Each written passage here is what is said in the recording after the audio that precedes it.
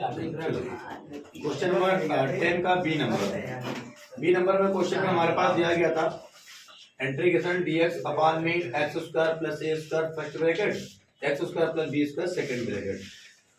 फिर से तुम dx प्लस c के रूप का ना सोचना, मैंने अभी बताया कि अगर x स्क्वायर प्लस कोई अचर पद आता है a स्क्वायर मतलब इस तरीके के रूप में, तो हम उसको a के अपान में फर्स्ट ब्रैकेट प्लस b के अपान में सेकंड ब्रैकेट रख सकते हैं। रखने के बाद में हमने क्या किया, देखा इधर तो 1 है, इसको तो a के मल्टीपल में ये होता है प्लस b के मल्टीपल में ये होता है। मैंने ऑलरेडी ये सब सिखा रखा है, तो a के गुणा में ये कर लिया, b के गुणा में ये कर लिया। फिर हम गुणांकों की तुलना करेंगे तो a1 बराबर में a के गुणा कराएंगे ax स्क्वायर, a का b में कराएंगे तो ab स्क्वायर प्लस b का x में कराएंगे bx स्क्वायर, b का a में कराएंगे ba स्क्वायर। 1 इक्वल टू इन दोनों से x स्क्वायर कॉमन ले लें तो यहाँ बचेगा a और यहाँ बचेगा प्लस का b प्लस ये बचेगा ab स्क्वायर और प्लस ba स्क्वायर। गुणांकों की तुलना करें, जब गुणांकों की तुलना करेंगे तो इधर देखो x स्क्वायर गुणांक क्या है a प्लस b, तो इधर x स्क्वायर का गुणांक है a प्लस b और इधर x स्क्वायर है ही नहीं तो उसका गुणांक क्या है 0। तो a बराबर प्लस का b उधर गया तो माइनस का b हो गया। इधर अचर पद क्या है a b square plus b a square, इधर अचर पद क्या है 1 तो इक्वल टू 1। अब क्या करेंगे, यहाँ मान रख देंगे a की जब क्या रखना है माइनस b, तो a की जब माइनस b रख दिया तो माइनस b और b square plus b a square plus 1। दोनों से b अगर कॉमन ले लें, दोनों से अगर b कॉमन लिया तो पहले ये हमने प्लस वाला लिखा है a स्क्वायर, फिर ये माइनस का यहाँ से b कॉमन आ गया तो b स्क्वायर, तो b बराबर a square minus b square equal to 1, ये बटन चला जाएगा तो b बराबर 1 अपान में a square minus b square.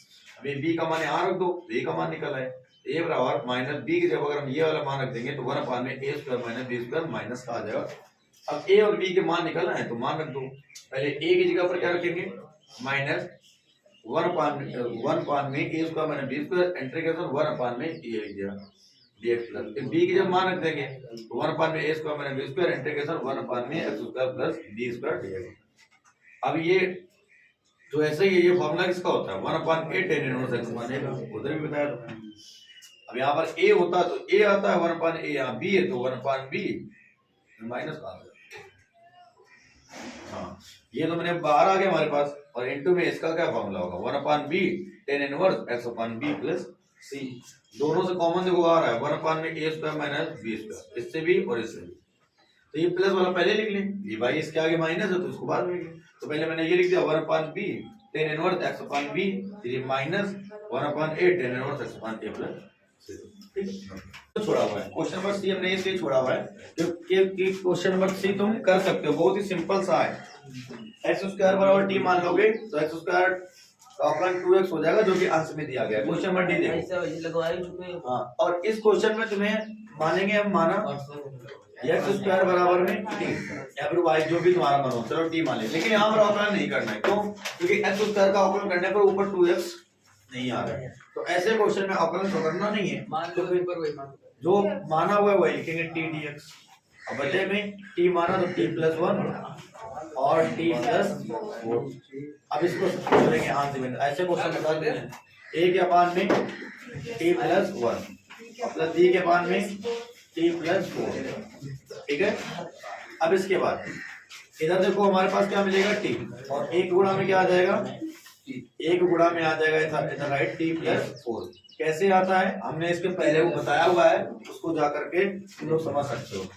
Plus b के गुणा में t प्लस 1। अब हम क्या करेंगे, एक एक ब्रैकेट को जीरो कर लेंगे, तो माना t प्लस 4 बराबर में 0, तो t बराबर क्या आएगा प्लस का 4 हो जाएगा माइनस का, तो अब t की जब माइनस का 4 आएगा बराबर में ये तो 0 हो जाएगा, तो माइनस 4 से अगर 1 जाएगा तो माइनस 3, माइनस का 3 भी हो जाएगा ना, माइनस और माइनस कैंसिल, तो b बराबर आ जाएगा बटे में 4 बटे में 3। ऐसे a का मान निकालना है तो क्या करोगे t प्लस 1 बराबर में 0, तो t बराबर में माइनस का 1, तो यहाँ आ जाएगा माइनस का 1 बराबर में, ये तो 0 हो जाएगा, t प्लस 1 को 0 माना है, यहाँ पर माइनस 1 रखोगे तो 4 से 1 गया 3, तो आ जाएगा 3a, तो a बराबर में आ जाएगा माइनस का 1 बटे में 3। तो a का मान और b के मान आगे मान रख दो, a के क्या रखोगे माइनस का 1 बटे में 3 इंटीग्रेशन 1 अपान में t प्लस 1। ध्यान रखना है बेटा, अभी dx के सापेक्ष कर रहे हैं, अभी कहीं भी हमने अवकलन नहीं किया था। प्लस b की जगह लिखोगे 4 बटे 3 लिखोगे इंटीग्रेशन 1 अपान में t प्लस 4 और dx। अभी हमने तुम्हें बहुत बार बताया है कि समाकलन जिसके सापेक्ष करते हैं फलन भी उसी के रूप का होना चाहिए। यहाँ हम x के सापेक्ष समाकलन कर रहे हैं, फलन t में है तो कैसे समाकलन कर सकते हैं? तो पहले हम मान रख देंगे, t की जगह रखेंगे x स्क्वायर, तो माइनस का 1/3 इंटीग्रेशन 1 अपान में x स्क्वायर प्लस 1 और ये dx प्लस 4/3 इंटीग्रेशन 1 अपान में x स्क्वायर t की जगह रख दिया और 4 को लिख सकते हैं 2 का स्क्वायर और ये हो जाएगा dx। तो माइनस 1/3 ये बेटा फॉर्मूला किसका होता है? tan इनवर्स x का होता है समाकलन, ये मैंने बताया हुआ है।